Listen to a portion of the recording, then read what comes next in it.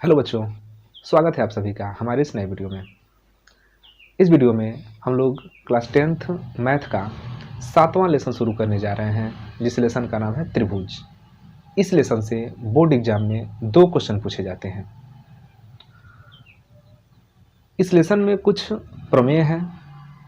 इन प्रमेयों को सीधे उठा करके एग्जाम में पूछ दिया जाता है, तो आप इस लेसन के जो भी प्रमेय होंगे उन प्रमेयों को बिल्कुल ध्यान से समझिएगा। हम एक एक प्रमेय को सिद्ध करेंगे और बहुत अच्छे से आपको समझाने का पूरा प्रयास करेंगे। तो आइए शुरू करते हैं। त्रिभुज। देखिए, त्रिभुज के बारे में आप बहुत बेसिक आइडिया है, आप जानते हैं कि 3 भुजाओं से घिरी हुई आकृति को त्रिभुज कहते हैं। 3 भुजाओं से घिरी हुई आकृति को त्रिभुज कहते हैं। सिंपल है। इस त्रिभुज में 3 भुजा होता है और 3 ही क्या होते हैं, कोण होते हैं। तो किसी त्रिभुज में 3 भुजा और 3 कोण। लेकिन जो हम लोगों को त्रिभुज पढ़ना है वो समरूप त्रिभुज पढ़ना है। हम लोग क्या पढ़ना है, समरूप त्रिभुज। ठीक है, तो आइए शुरू करते हैं। समरूप त्रिभुज। समरूप त्रिभुज। हम लोग इस वीडियो में समरूप त्रिभुज से संबंधित पहला प्रमेय पढ़ेंगे, जिसका नाम है थेल्स प्रमेय। तो अब वीडियो को लास्ट तक देखिए। वीडियो बहुत बड़ा नहीं होगा, छोटा होगा। और ये थेल्स प्रमेय काफ़ी महत्वपूर्ण है, वेरी वेरी इंपॉर्टेंट। तो समरूप त्रिभुज पहले समझ लेते हैं, फिर थेल्स प्रमेय को करते हैं। समरूप त्रिभुज होता क्या है? समरूप, समरूप का मतलब होता है समान रूप। 2 त्रिभुज हैं, दोनों का रूप क्या है, एक समान है, तो हम कहेंगे कि ये समरूप है। अब रूप एक समान कैसे होगा? तो रूप के एक समान होने के लिए कुछ कंडीशंस हैं। अब कंडीशन क्या है? देखिए, समरूप का मतलब बहुत नॉर्मली आप समझिए। जैसे मान लीजिए कि हमारा फोटो, अब हम हैं 5.5 फीट के अगर हैं, तो हमारा फोटो निकलेगा, फुल फोटो निकाले तो कुछ इंच में निकलेगा, 4-5 इंच, 4-5 इंच के फोटो में हो जाएगा, या मोबाइल का जितना डिस्प्ले होता है उतना हमारा फुल फोटो आ जाएगा। तो हम तो हैं 5.5 फीट के, लेकिन दिखाई दे रहे हैं कितने में, 6 इंच में, या 4 इंच में, या 5 इंच में दिखाई दे रहे हैं। लेकिन हम लोग का जो रूप है, आप हमको पहचान सकते हो उसमें देख करके, मतलब हम एक जैसे दिखेंगे। दोनों का रूप क्या है, एक जैसा है। मतलब हम लोग एक दूसरे के क्या है, समरूप है। एक हमारा फोटो और एक हम, दोनों एक दूसरे के क्या है, समरूप है। मतलब कि समरूप में एक जैसा दिखना चाहिए। दोनों का आकार छोटा बड़ा हो सकता है, कोई दिक्कत नहीं है, एक जैसा दिखना चाहिए, तो उसको बोलेंगे समरूप। जैसे 2 त्रिभुज हैं, अब एक यह त्रिभुज हो गया, ठीक है, और एक और बड़ा सा त्रिभुज हो गया। अब ध्यान ये देना है, मान लीजिए इसका नाम ABC, इसका नाम PQR। ये दिखने में सेम टू सेम एक जैसे लग रहे हैं, तो इनको क्या कह देंगे, समरूप कह देंगे। ये दोनों क्या है, समरूप है। भले आकार में दोनों छोटे बड़े हैं, लेकिन इसको क्या कहेंगे, समरूप कहेंगे। लेकिन मैथमेटिक्स इस देखी दिखाई बात को नहीं मानता है। मैथमेटिक्स में कोई क्या कहें तो ठोस सबूत होने चाहिए, ठोस प्रमाण होना चाहिए, कोई ना कोई फैक्ट होना चाहिए कि हम किस कंडीशन पर इसको कहेंगे कि दोनों एक जैसा दिख रहा है। तो वो कंडीशन ध्यान से सुनिए। 2 त्रिभुज आपस में समरूप तब होते हैं जब इनके संगत कोण बराबर हों। मतलब angle A equal to angle P। Ajay Pandey, ठीक, angle A equal to angle P। हाँ, और angle B equal to angle Q। Angle B equal to angle Q और angle C equal to angle R। Angle C equal to angle R। तो अगर किसी त्रिभुज के तीनों कोण दूसरे त्रिभुज के तीनों संगत कोणों के बराबर है, तो हम कहेंगे कि त्रिभुज क्या है, समरूप है। इस चीज को मैथमेटिक्स मानता है। हम ये नहीं कह सकते हैं कि देखने में तो ठीक है लग रहा है, दोनों एक ही जैसे लग रहे हैं तो समरूप है। नहीं, ये तो हम समझाने के लिए कह दिए, लेकिन आपको फैक्ट देना पड़ेगा कि पहला कोण पहले कोण के बराबर, दूसरा दूसरे के बराबर, तीसरा तीसरे के बराबर, तब त्रिभुज समरूप हुआ। ठीक है, तो angle A equal to angle P, angle B equal to angle C, angle A equal to angle P, angle B equal to angle Q और angle C equal to angle R। तो अगर किसी त्रिभुज के तीनों कोण दूसरे त्रिभुज के तीनों संगत कोण के बराबर है, तो इस त्रिभुज को हम बोलेंगे कि दोनों एक दूसरे के क्या है, समरूप है। और एक मस्त चीज, अब ये समरूप है तो इनको दिखाएंगे कैसे, लिखेंगे कैसे, तो लिखेंगे त्रिभुज ए बी सी समरूप, ये समरूप का चिन्ह है, त्रिभुज P Q R, P Q R, त्रिभुज ए बी सी समरूप त्रिभुज पी क्यू आर। ठीक है, ये समरूप का चिन्ह है। तो जब त्रिभुज समरूप हो गया तो इसमें और क्या होता है, तो एक और नया चीज होता है। त्रिभुज जब समरूप हो जाता है मतलब कि तीनों कोण के बराबर हो जाता है, तो इनके भुजाओं का अनुपात भी बराबर होता है। इनके संगत कोण तो बराबर है ही, यह वाला इसके बराबर, यह वाला इसके बराबर, ये वाला इसके बराबर। त्रिभुज के संगत कोण तो बराबर है, साथ ही साथ संगत भुजाओं का अनुपात बराबर होता है। तो हम एक बार अनुपात लिखना चाहते हैं संगत भुजाओं का। लिखिए अनुपात ए बी, और इस साइड में ए बी है तो इसके संगत इधर कौन है, पी क्यू। तो ए बी बटा पी क्यू अनुपात ले लिया गया, इनका अनुपात। ए सी पी आर, ए सी बटा पी आर, फिर भी संगत भुजाओं का अनुपात ले लिया गया। बी सी अनुपात क्यू आर, बी सी अनुपात क्यू आर। अब ये तीनों भी बराबर होते हैं, तो कोण तो बराबर होता ही है, साथ साथ इनकी संगत भुजाओं के अनुपात भी क्या होते हैं, बराबर होते हैं। अनुपात बराबर होने का मतलब एक छोटा सा चीज में समझा दें। मान लीजिए कि ये 2 है, ये 4 है, ये 2 है और ये 4 है। तो देखिएगा ये 2 का 2 गुना 2 4 है। तो अगर हम ए पी और एक पी क्यू का अनुपात निकालें, ए पी बटा ए बी बटा पी क्यू, तो ए बी कितना है, ए बी 2 है, पी क्यू कितना है, 4 है, अनुपात कितना आ गया 1/2। तो इनका जो अनुपात है वो कितना आ रहा है 1/2, 1:2 आ रहा है। तो इनका भी जब निकालेंगे तो 1/2 ही आएगा, इनका भी जब निकालेंगे तो 1/2 आएगा। मतलब कि जब हम ए सी बटा पी आर निकालेंगे तब भी कितना आएगा 1/2 आएगा, और बी सी बटा क्यू आर निकालेंगे तब भी कितना आएगा 1/2 आएगा। ये मजा है इसमें कि अगर त्रिभुज के तीनों कोण इस त्रिभुज के तीनों कोण के बराबर हो गए तो इनके भुजाओं का अनुपात भी क्या होगा, बराबर होगा। तो अब सोचिए कि अगर ये 3 सेंटीमीटर होता तो कितना होता, डबल 6 सेंटीमीटर। अनुपात हर हाल में 1:2 होना चाहिए। ये 3 है तो ये 6 होगा, तभी तो 3 करने 3 3 दूना 6 होगा। अगर ये 5 होगा, अगर ये 4 होगा तो ये 8 होगा, तभी तो अनुपात फिर 4/8 1/2 होगा। तब ये 4 और ये 9 नहीं हो सकता है। ये जब 4 होगा तो ये 8 ही होगा, ये अगर 5 होगा तो ये 10 होगा। तो इसका इनके भुजाओं का अनुपात देखिए बराबर है, इस भुजाओं से डबल इसकी भुजाएं हैं। ये 2 है तो ये 4 है, 3 है तो 6 है, 4 है तो 8 है। तो इसको कहेंगे कि त्रिभुज क्या है, समरूप है। ठीक है, इनका अनुपात बराबर है। 2/4 1/2 आ जाएगा, 3/6 1/2 आ जाएगा, 4/8 1/2 आ जाएगा। ठीक है, तो अब इसका स्क्रीनशॉट ले लीजिए और अब हम थेल्स प्रमेय पढ़ते हैं। आइए देखते हैं पहला प्रमेय। पहला प्रमेय हमारा है, प्रमेय का कथन है कि यदि किसी त्रिभुज की एक भुजा के समांतर अन्य 2 भुजाओं को प्रतिच्छेद करने के लिए एक रेखा खींची जाए तो ये 2 अन्य भुजाएं एक ही अनुपात में विभाजित हो जाती हैं। ये हमारा कथन है और इसको हमको सिद्ध करना है। पहले कथन समझते हैं। कह रहा है कि यदि किसी त्रिभुज की एक भुजा के समांतर, पहले इतना समझ लीजिए, यदि किसी त्रिभुज की एक भुजा के समांतर, इसका मतलब क्या है, जैसे मान लीजिए कि यहाँ पर एक त्रिभुज है, ठीक है, एक त्रिभुज है। कह रहा है त्रिभुज को हम मान लेते हैं एबीसी, त्रिभुज को हम मान लिए एबीसी। तो कह रहा है कि यदि किसी त्रिभुज की ये त्रिभुज हो गया, इसकी एक भुजा के समांतर, तो आप किसी त्रिभुज की कोई भी एक भुजा ले लीजिए, हम मान लीजिए ले लिए बीसी।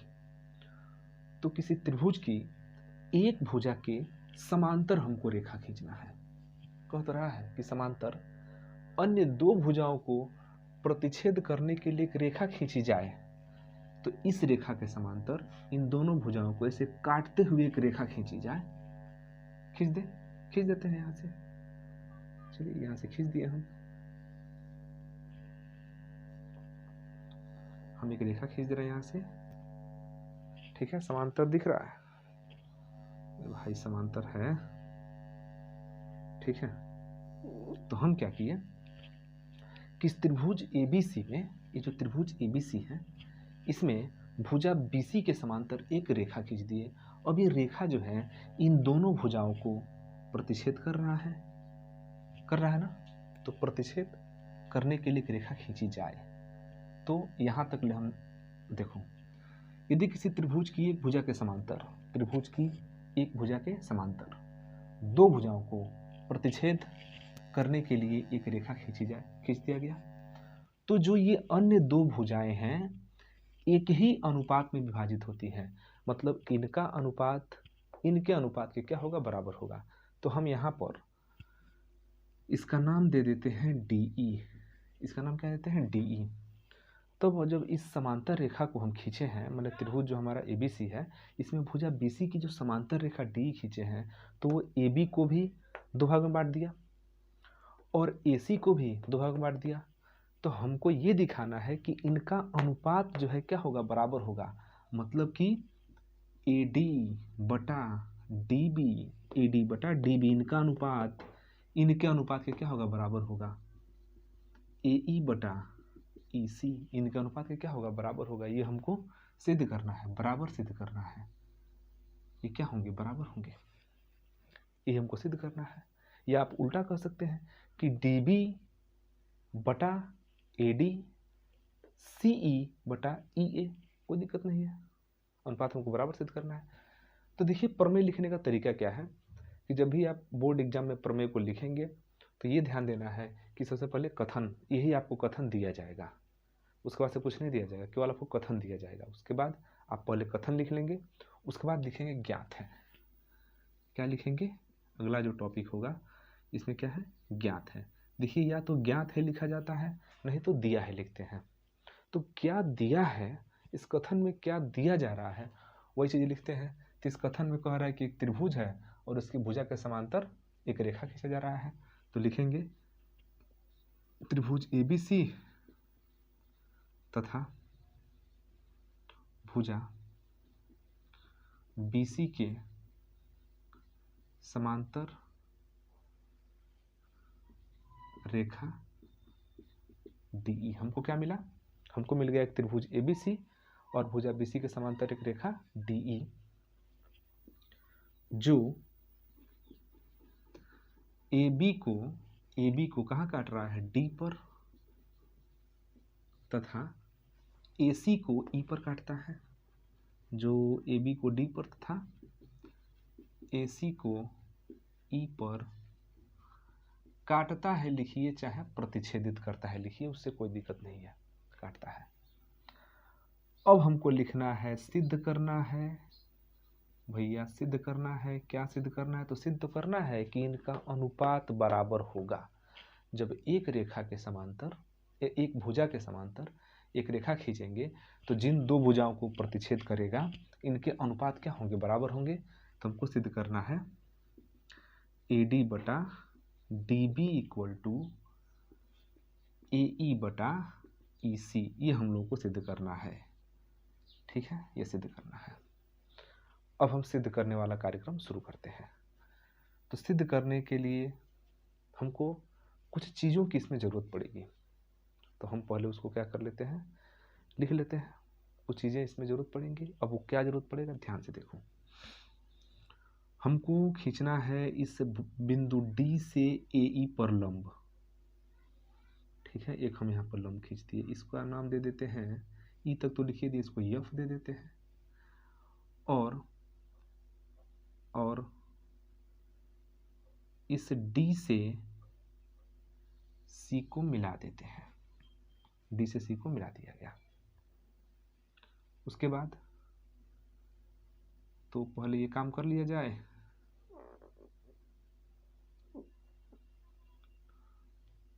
पहले E से खींच दीजिए लंब, E से हम लंब खींच दिए AB पर, इसका नाम दे दिए EF, और इस E से पहले B को मिला दिए। बिल्कुल ध्यान से देखना है आपको, बिल्कुल बिल्कुल ध्यान से, ठीक है, बिल्कुल ध्यान से देखना है।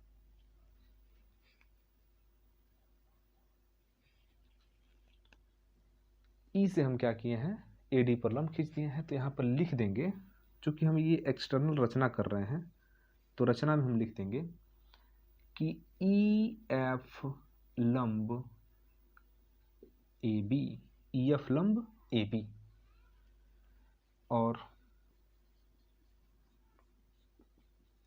ई बी को मिलाया। ठीक है, ठीक है, बिल्कुल। ई एफ हमने ई से क्या कर दिया, एफ पे लंब खींच दिया और ई से बी को मिला दिया। अब आपको थोड़ा सा यहाँ पर ध्यान देना है। क्या ध्यान देना है, समझिएगा। यही काम यहाँ से भी करना है। यहाँ से एक आपको खींच देना है लंब। ठीक है, इसका नाम ई एफ जी कर दीजिए और इसको यहाँ से मिला देना है। ठीक है, ये हमको काम करना है, लेकिन अभी हम इसको फिलहाल लिख नहीं रहे हैं। चित्र जो है कंफ्यूजन में न हो, इसलिए इसको हम अभी फिलहाल के लिए लिख नहीं रहे हैं, अभी मिटा दे रहे हैं। हम इन्हीं दोनों को लेकर भी हल करते हैं। ठीक है, यहाँ पर लिखा जाएगा उपपत्ति। उपपत्ति में होता क्या है, देखिए, उपपत्ति में जो काम करते हैं ना, वही चीज़ लिखा जाता है। तो हम यहाँ पर त्रिभुज ADE, हम यहाँ पर त्रिभुज ADE का क्षेत्रफल निकालना चाहते हैं। त्रिभुज ADE का क्षेत्रफल,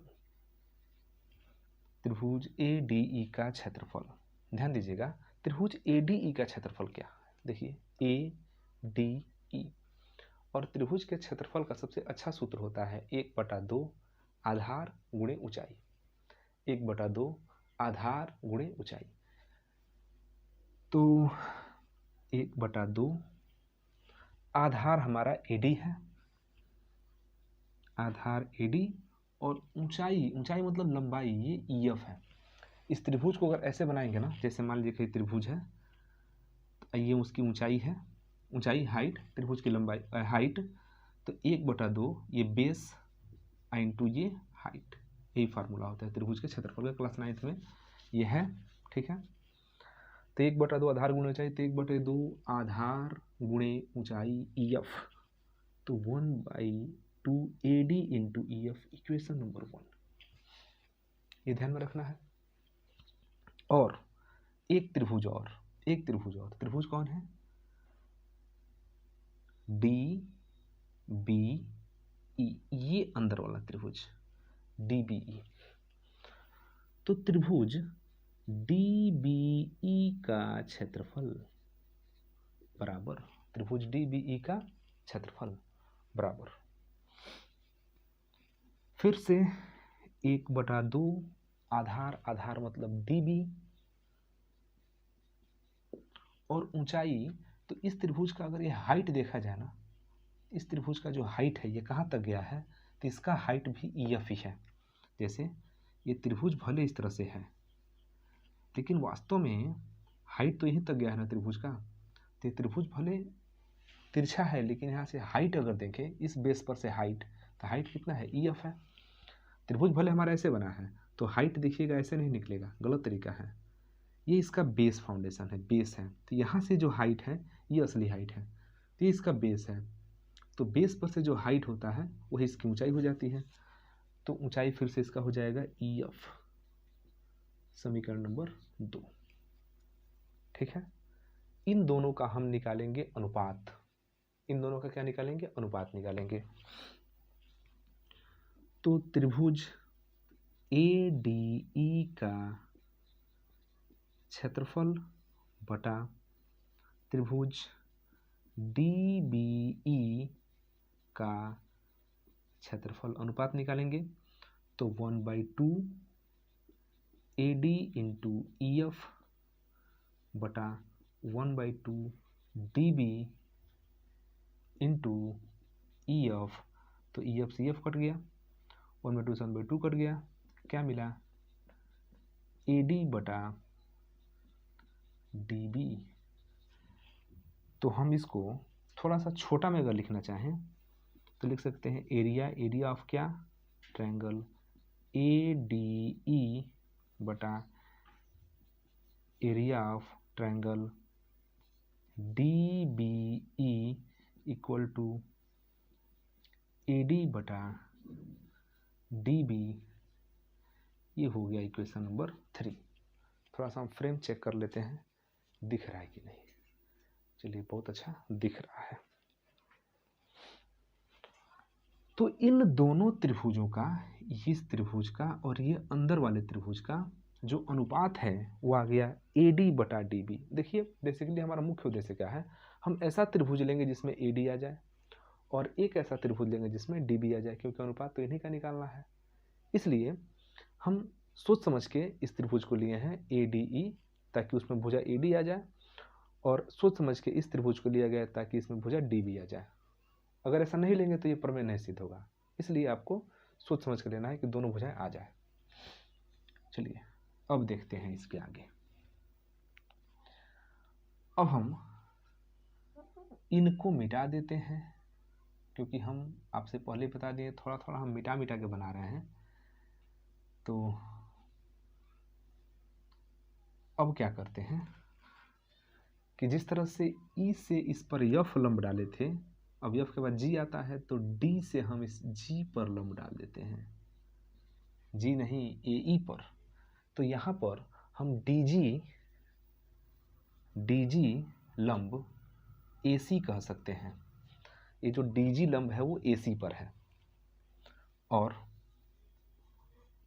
हम क्या किए हैं, डी से सी को मिला दिए। जो काम उधर किया गया था वही काम फिर से किया जा रहा है, और डी सी को मिलाया। तो ये हमारा फाइनली रचना में दोनों काम कर रहा है। हालांकि ये दोनों चित्र को हम अलग अलग दिखा रहे हैं, इसके बाद हम दिखा देंगे एक ही में, वही फिलहाल अलग अलग दिखा रहे हैं। एक बार हम इसको दिखाए तो इतना लिख दिए। अब हम डी जी लंब ए सी कर रहे हैं, डी जी लंब ए सी, तो फिर से वही काम करेंगे। फिर हम इस त्रिभुज का क्षेत्रफल निकालेंगे, त्रिभुज ए डी ई का क्षेत्रफल बराबर 1/2। अब आधार का काम करेगा कौन, ए ई, और ऊंचाई काम करेगा डी जी। ठीक है,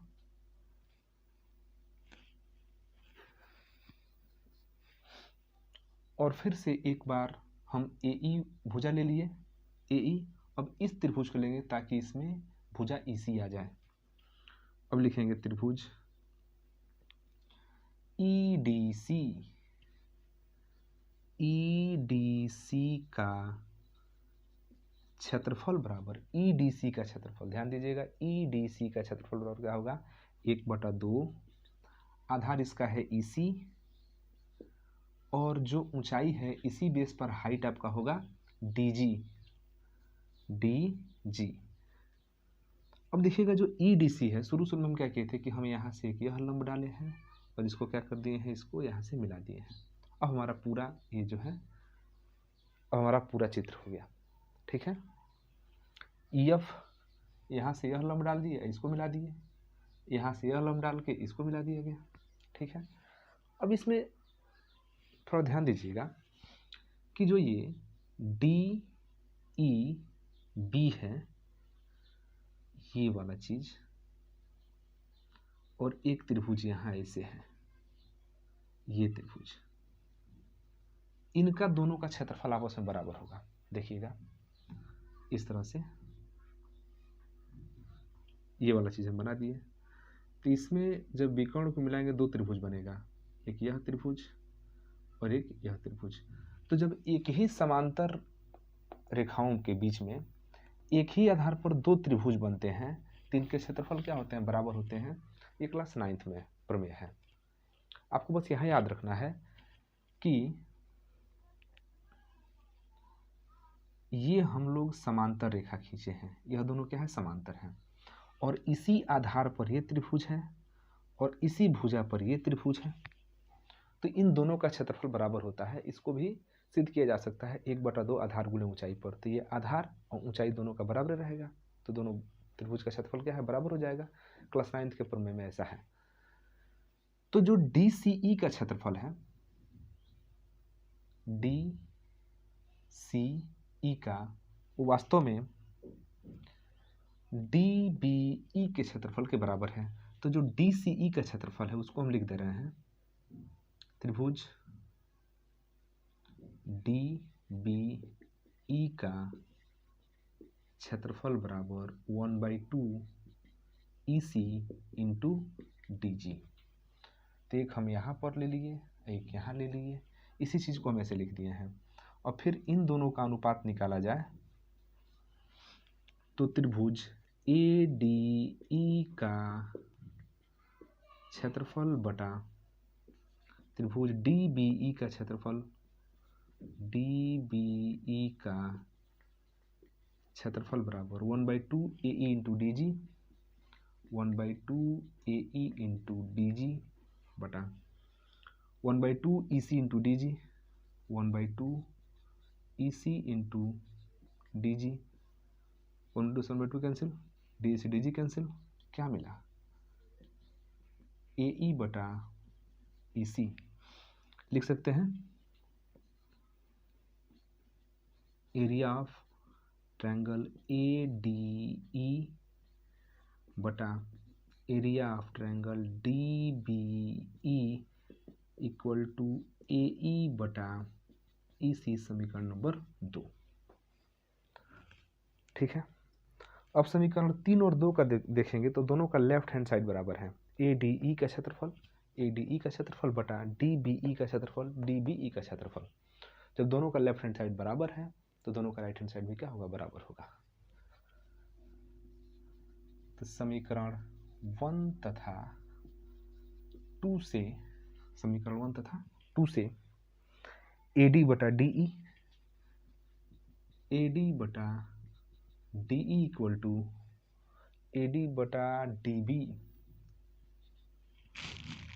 ए डी बटा D B equal to A E बटा ई सी,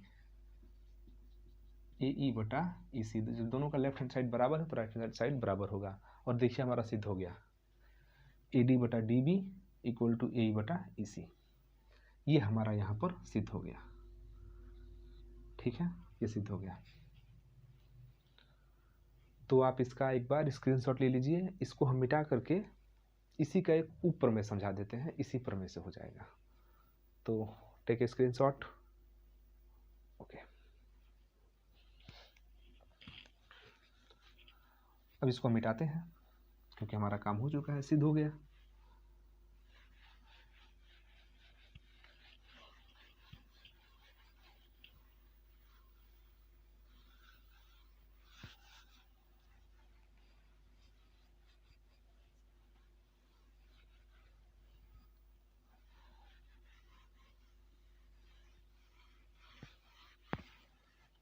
देखिए यहाँ पर क्या मिला, हमको मिला कि जो ये AD है और ये DB है, तो इनका जो अनुपात है AD बटा DB इक्वल टू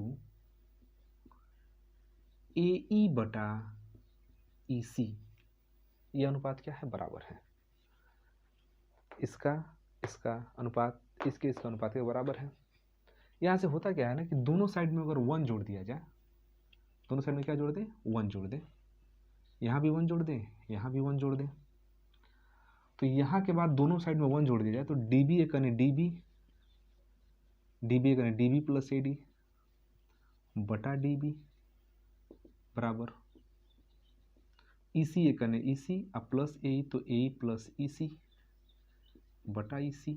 अब DB प्लस AD क्या है, DB प्लस AD, तो ये पूरा AB है, दोनों मिले क्या हो गया, AB बटा DB इक्वल टू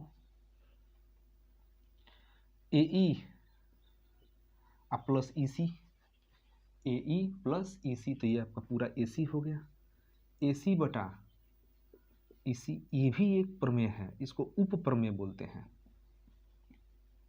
उप प्रमेय 1। तो अगर एग्जाम में आपको ये चीज़ दे दे प्रूफ करने के लिए कि इसका पूरा और इसका छोटा वाला भाग का अनुपात इसके पूरे और छोटे वाले का बराबर है, तभी आप यहीं से दोनों में 1 जोड़ के ले आ सकते हैं। कभी कभी होता क्या है कि दे देगा ना, कहेगा कि इस त्रिभुज के भुजाओं का अनुपात इस बड़े वाले त्रिभुज के भुजाओं का अनुपात के बराबर है, ऐसा सिद्ध कीजिए। तो कुछ नहीं करना है, जो AD बटा DB है उसको हम DB बटा AD लिख सकते हैं। जो AE बटा EC है इसको EC बटा AE लिख सकते हैं। अब दोनों साइड में फिर से 1 जोड़ देंगे, तो DB बटा AD plus 1 equal to EC बटा AE प्लस 1। दोनों में हम 1 1 जोड़ देंगे, फिर तिरे गुणा करेंगे, तिरे गुणा करके जोड़ेंगे, तो DB प्लस AD एकने AD पूरा का बटा AD। यहाँ भी AE एकने AE plus EC, EC plus AE, AE एकने AE अब प्लस उसमें EC बटा AE। अब देखेंगे DB plus AD, DB plus AD दोनों मिला के हो गया AB बटा AD बराबर EC plus AE, EC plus AE ये मिला के हो गया AC बटा AE। अब आपको देखिए नया चीज़ मिल रहा है। नया चीज़ क्या मिल रहा है, थोड़ा देर के लिए इसको मिटा देते हैं। देखिए नया चीज़ हमको ये मिल रहा है कि AB बड़े त्रिभुज का भुजा, AD छोटे त्रिभुज का भुजा, तो इन भुजाओं का अनुपात, बड़े त्रिभुज छोटे त्रिभुज के भुजाओं का अनुपात, फिर से बड़े त्रिभुज और छोटे त्रिभुज के भुजाओं का अनुपात के क्या है, बराबर है। ये भी क्या है, हमारा ऊपर में है। तो ऐसा भी अगर दे दे कि किसी त्रिभुज में एक भुजा के समांतर रेखा खींची जाए, तो सिद्ध कीजिए कि यहाँ छोटा त्रिभुज मूल बड़े त्रिभुज के क्या होता है, समरूप होता है, या उसके भुजाओं का अनुपात बराबर होता है। हालांकि ये त्रिभुज इस बड़े वाले त्रिभुज के समरूप है। कैसे, तो ये देखिए, ये समांतर रेखाएं हैं, संगत कोण बराबर, ये तिर्यक का काम करेगा, यह कोण इसके बराबर, तो बड़े वाले का 2 कोण इस छोटे वाले के 2 कोण के बराबर हो गया। ये उसमें क्या हो गया, कॉमन हो गया, 3 कोण बराबर, और 3 कोण जब बराबर होंगे तो इनके भुजाओं का अनुपात बराबर होगा, तो AD बटा AB, AE बटा AC वो यहाँ पर हो रहा है। तो ये छोटा वाला त्रिभुज इसमें क्या है, समरूप भी है। तो इस एक प्रमेय में कई चीज़ें निकल कर सामने आई। ठीक है, उसी हिसाब से कह सकते हैं कि DE बटा BC अनुपात क्या है, सेम होगा, बराबर होगा। तो आप इसका स्क्रीनशॉट ले लीजिएगा। ये प्रमेय बोर्ड एग्जाम की दृष्टि से बहुत महत्वपूर्ण है, और इस लेसन में आने वाले प्रमेय में ये काफ़ी मददगार होगा। फिर मिलते हैं अगले वीडियो में एक नए प्रमेय के साथ। तब तक के लिए धन्यवाद। जय हिंद।